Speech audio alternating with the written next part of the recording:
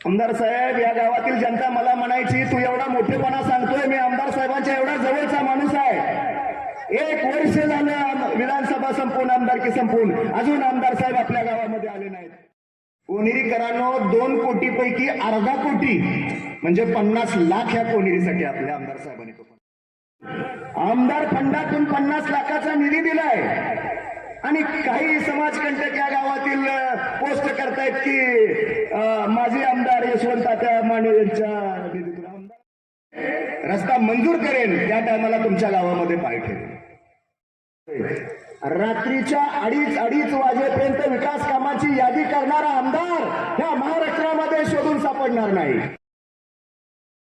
प्रास्ताविकात खरं तर मागणी करायची असते, पण आमदार साहेबांनाही माहिती आहे की ही पट्टा काय ना काय मागितल्याशिवाय तसा प्रास्ताविक संपवणार नाही. 35-40 वर्षाचा बॅकलॉग पाठीमागे राहिलाय आमदार साहेब, तो तुम्ही या कोनेरी गावाचा पूर्ण करायचा. राजधानीच्या जवळ असणारे गाव हुकुमशाही झुगारून देऊन स्वाभिमानानं धाडसानं मतदान केलं.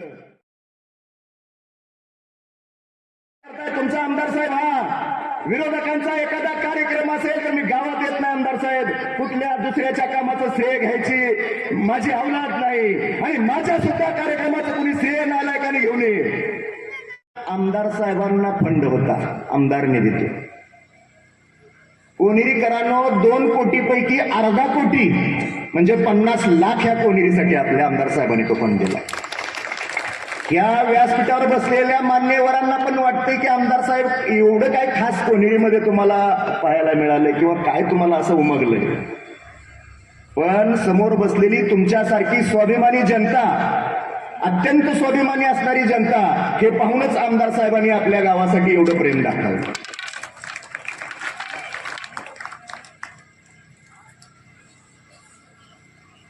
आमदार साहेबांनी शब्द दिला होता आपल्याला, जोपर्यंत कोनेरी चिखलीच्या रस्त्याचं काम मार्गी लावत नाही तोपर्यंत कोनेरी गावामध्ये पाय ठेवणार नाही. स्वतः आमदारकीला उभा राहिलेला व्यक्ती मत मागायला सुद्धा आपल्या गावात आला नाही, कारण त्यांचं पण होतं ज्या टायमाला रस्ता करेन, रस्ता मंजूर करेन, त्या टायमाला तुमच्या गावामध्ये पाय ठेवेल. बोले तैसा चाले त्यांची वंदावी पावले युक्तीप्रमाणे. आमदार साहेब, दानशूरपणाबाबतीत तर बोलावंच म्हटलं तर खऱ्या अर्थानं तुम्ही या आमच्या मोहोळ तालुक्याला लाभलेलं दानशूर असं करण्यासारखं व्यक्तिमत्व आहे. पाटील साहेब, दीपकराव, राजाभाऊ खरे साहेब कोणत्या पक्षातून उमेदवारी घेणार आहे विधानसभेला ते त्यांनाही माहित नव्हतं, तालुक्यातील जनतेलाही माहित नव्हतं, तालुक्यातील कुठल्याच नेतृत्वाला अजून माहित नव्हतं. पण आमदार साहेबाबरोबर माझा 2.5 वर्षाचा संपर्क आहे. या गावचे माझे सहकारी मित्र रोहिदास कांबळे सर, या व्यक्तीनं मला विनंती केली, एक दूरदृष्टी लाभलेलं विकासाभिमुख नेतृत्व आहे, त्या नेतृत्वाबरोबर सर तुमची ओळख करून देतो. पहिल्यांदा कांबळे सरांनी मला तिथं नेलं. दीपकराव, आम्ही इम्प्रेस झालो आमदार साहेबांवर. अलंकारिक भाषेत बोलायचं म्हणलं तर आम्ही बाळलो, आम्ही साहेबांच्या प्रेमात पडलो म्हणायला काय हरकत. त्यानंतर ग्रामस्थांनो, प्रत्येक शनिवारी माझं गोपाळपूरला जाणं व्हायचं.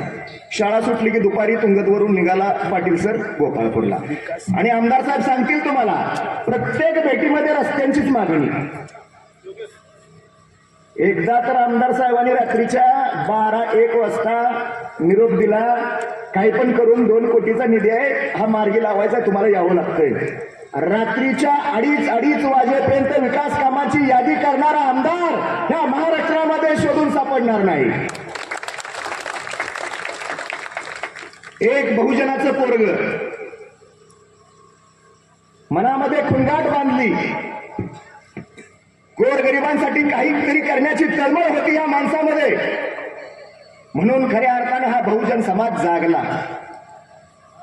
मोहोळ सारख्या शहरामध्ये 17 टँकर पुरवून उन्हाळ्यामध्ये पाणी पुरवठा केला तिथल्या जनतेला, म्हणून मगाशी मी शब्द वापरला पाणीदार आमदार. मी प्रत्येक घटनेचा साक्षीदार आहे आमदार साहेबांच्या. आमदार साहेबांच्या दरबारामध्ये एखादा याचक यावा आणि खाली हात माघारी जावा असं उभ्या आयुष्यात झालं नाही. 2.5 वर्षामध्ये माझ्या देखत तरी झालं नाही. कितीतरी गरजू लोकांना दवाखान्यासाठी मदत, कितीतरी गोरगरिबांच्या मुलींसाठी लग्नासाठीची मदत. आत्ताचाच विषय मित्र हो, परवा दुर्दैव न घडणारी गोष्ट घडली. कॉलेज वयीन शाळकरी 2 मुली मोहोळला कॉलेजसाठी येत असताना नजीक पिंपरी जवळ, पाटील साहेब बरोबर का, सय्यद वरवडे आणि नजीक पिंपरी जवळ ऍक्सिडेंट झाला. एक जागीच दारादिर्ती पडली आणि एक दवाखान्यामध्ये एक्सपायर झाली.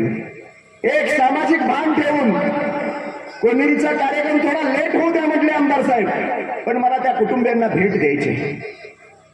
त्या दोन्ही मैतांच्या कुटुंबियाला भेट दिली आमदार साहेबांनी.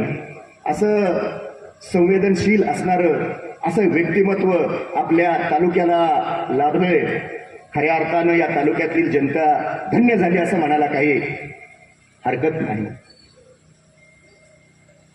मी प्रत्येक वेळेस जायचो, आमदार साहेब म्हणायचे, राजकुमारजी तुमचा रस्ता करायचा आहे, जोपर्यंत रस्ता करत नाही तोपर्यंत गावामध्ये येणार नाही. पण मी म्हणायचो, आमदार साहेब ग्रामपंचायतच्या निवडणुका कधी पण डिक्लेअर होतील. सुदैवानं आपल्या लोकसभा विधानसभेमुळं ग्रामपंचायतच्या निवडणुका लांबल्या.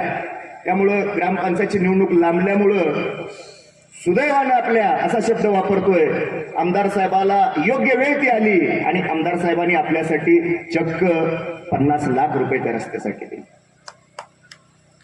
आमदार साहेब या समोर बसलेल्या ग्रामस्थांच्या साक्षीनं सांगतोय, पुढच्या टर्मला ह्या टर्मला 1000चं लीड देणार हे कोणेरी गाव पुढच्या टर्मला 2000चं लीड देईल, 100% देईल आमदार साहेब. प्रास्ताविकात खरं तर मागणी करायची असते, पण आमदार साहेबांनाही माहिती आहे की ही पट्टा काय ना काय मागितल्याशिवाय तसा प्रास्ताविक संपवणार नाही. भरपूर नेते बघितले आमदार साहेब. मी माझ्या सामाजिक कार्याबरोबर राजकीय कार्याची सुरुवात करून 15 वर्ष होत आहेत. एवढा मोठा निधी आमच्या गावानंच कधी पाहिला नाही. हा जो 35-40 वर्षाचा बॅकलॉग पाठीमागे राहिलाय आमदार साहेब, तो तुम्ही या कोणेरी गावाचा पूर्ण करायचा आहे.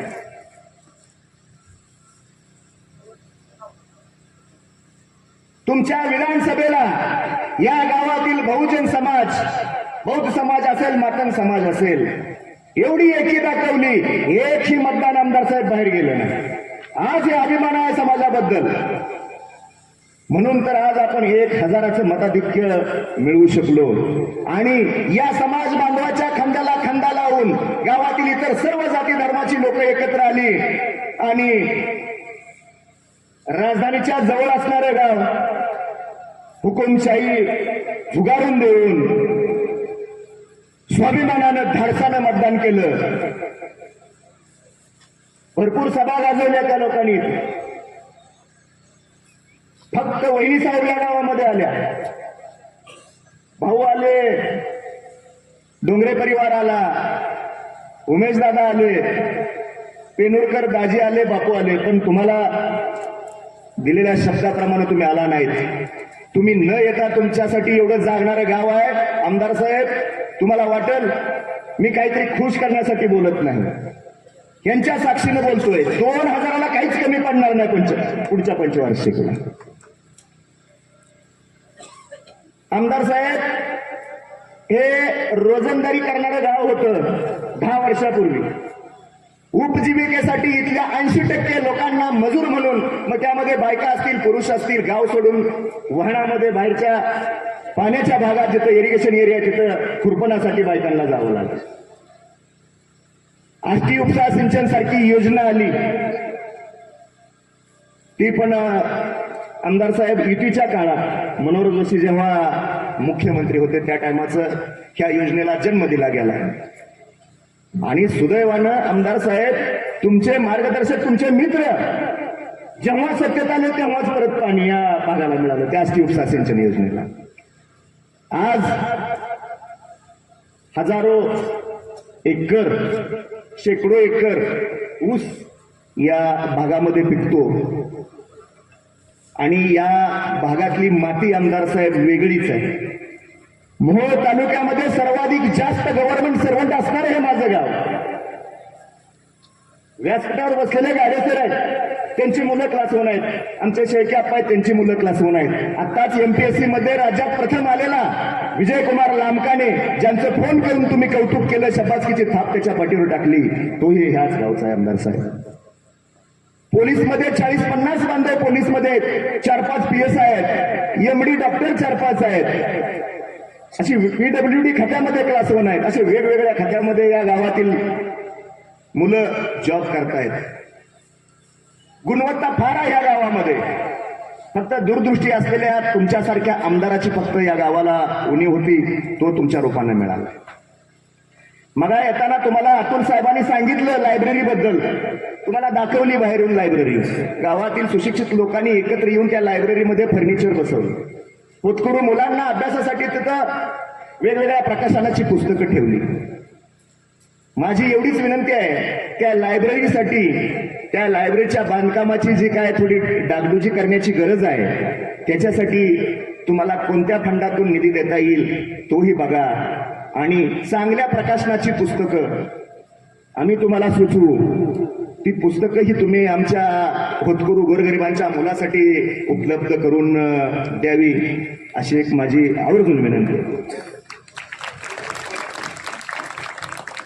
ग्रामस्थांनी पुढे यावं, कृपया आपण पुढे यावं आणि आपल्या जागेवर स्थान संपन्न व्हावं ही विनंती. माझीही विनंती आहे, झाडाखालील सर्व ग्रामस्थांना तुमच्यासाठी मी कार्यक्रम ठेवला आहे. मित्रांनो, तुम्ही पुढे येऊन आमदार साहेबांनाही शुभेच्छा द्याव्यात, माझ्याही पाठीवर थाप मारावी आणि या गावच्या या चांगल्या कार्यक्रमाचं कौतुक करावं अशी विनंती आहे. झाडाखालील सर्व माझ्या तरुण वयस्कर सर्वच ग्रामस्थांना विनंती आहे, आपण पुढे यावं. आमदार साहेब, या गावामध्ये दक्षिणमुखी असणारं मारुतीचं मंदिर आहे. दुर्मिळ आहेत अशी मंदिरं. कुठंतरी धार्मिक पण अधिष्ठान जपलं पाहिजे. धावपळीच्या धकाधकीच्या जीवनामध्ये वैचारिक अधिष्ठान असावं, एक चांगल्या विचाराची निर्व्यसनी फळी निर्माण व्हावी, या उद्देशानं आमच्या गावातील, मगा तुम्हाला बोलल्याप्रमाणे शिंदे असतील, शेळके असतील, गुंड असतील, जाधव असतील, अशी ही मित्रमंडळी एकत्र येऊन तिथं आठवड्यातून एकदा शनिवारी मोठी पूजा होते आणि एक 700-800 लोकांना महाप्रसाद, म्हणजे जवळजवळ जेवणाचाच कार्यक्रम होतो आमदार साहेब तिथं. त्या ग्रामस्थांच्या मनातलं बोलतोय मी, माझं स्वतःच सांगत नाही. त्या मंदिरासाठी मागच्या महिन्याखाली सोलापूर लोकसभेच्या विद्यमान खासदार प्रणितीताई यांनी 10 लाखाचा निधी दिला. त्या पद्धतीनंच तुम्ही तुमच्या मनोगतामध्ये निश्चितपणे त्या मंदिराचा जीर्णोद्धार करण्यासाठी तुमच्या कोणत्याही निधीतून आर्थिक निधीची तुम्ही उपलब्धता कराल अशी अपेक्षा व्यक्त करतो. तुम्हाला मी मागणी मांडल्यानंतर तुम्ही म्हणालात आमदार साहेब, या तालुक्यामध्ये 125 गाव आहेत, सगळ्याच गावांची संविधान सभागृहाची मागणी आहे. पण आमदार साहेब 150 गाव आहे. पण आमदार साहेब, लोकसभेला खासदार त्याच्या कार्यक्षेत्रातील एखादं गाव दत्तक घेतो. या ग्रामस्थांच्या वतीनं माझी हात जोडून आमदार साहेब तुम्हाला विनंती आहे, हे माझं कोणीही गाव तुम्ही दत्तक घ्यावं तालुक्यातून.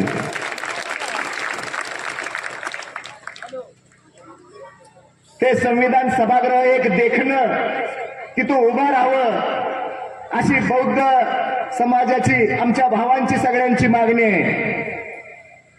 एक संघपणे राहिलेला समाज आहे, एकही मत बाहेर फुटू दिलं नाही, केवळ त्या बेसवर. आणि मी म्हणालो होतो, मी नक्की आमदार साहेबांकडे याच्यासाठी पाठपुरावा करेन. ग्रामपंचायतनं तसा ठरावही दिलाय, संविधान सभागृहासाठी जागाही उपलब्ध करून दिली, ते तुम्हाला दाखवली आता येतात. जेव्हा या 150 गावातून तुम्ही संविधान सभागृह द्याल, निधी उपलब्ध करून द्याल, तेव्हा पहिल्या 5 गावामध्ये माझं कोणीही गाव असेल, तुम्ही त्या गावाचा विचार कराल असा आशावाद व्यक्त करतो.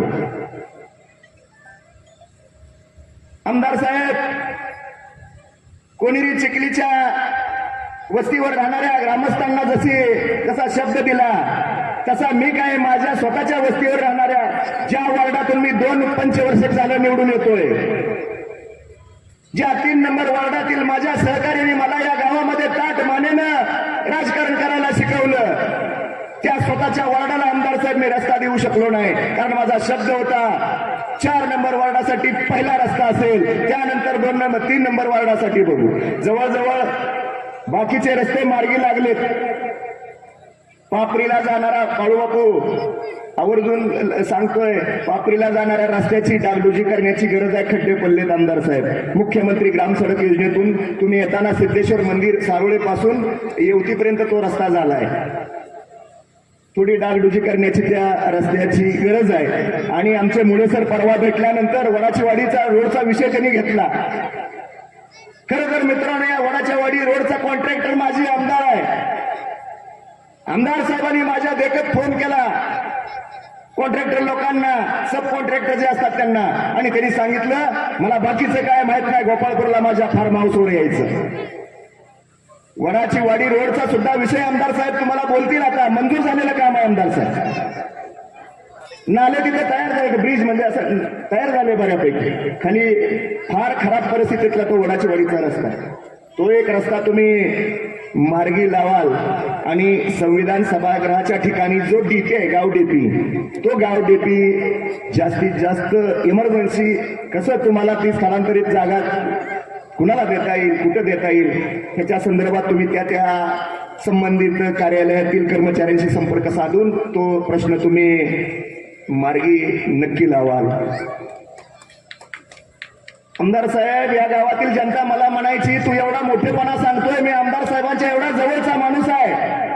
1 वर्ष झालं विधानसभा संपून, आमदारकी संपून, अजून आमदार साहेब आपल्या गावामध्ये आले नाहीत. त्याचं उत्तर आमदार साहेब मी नाही देणार, त्याचं उत्तर आमदार साहेब तुम्हाला नक्की देतील.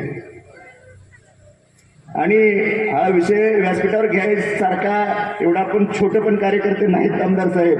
पण आमदार फंडातून 50 लाखाचा निधी दिलाय आणि काही समाजकंटक या गावातील पोस्ट करतायत की माजी आमदार यशवंत तात्या माने यांच्या निधीतून. आमदार तर नाही पण तो, अशी तुम्हाला मी पोस्ट सुद्धा आमदार साहेब ऐकवली. आमदार साहेब, एवढा प्रामाणिक कार्य करताय तुमचा आमदार साहेब. हा विरोधकांचा एखादा कार्यक्रम असेल तर मी गावात येत नाही आमदार साहेब. कुठल्या दुसऱ्याच्या कामाचं श्रेय घ्यायची माझी अवलाद नाही, आणि माझ्या सुद्धा कार्यक्रमाचं कुणी श्रेय नालायकाने घेऊन ये.